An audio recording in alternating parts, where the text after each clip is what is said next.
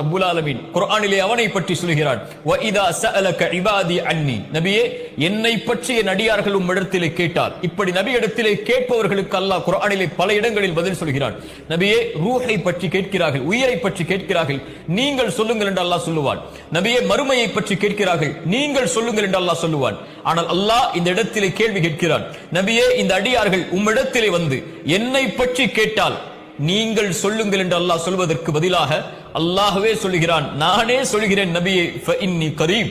இந்த கேள்விக்கு பதிலை நானே என் அடியார்களிடத்திலே சொல்லுகிறேன், நீங்கள் இதற்கு பதில் சொல்ல வேண்டாம், நான் அவர்களுக்கு மிக அருகாமையில் இருக்கிறேன்.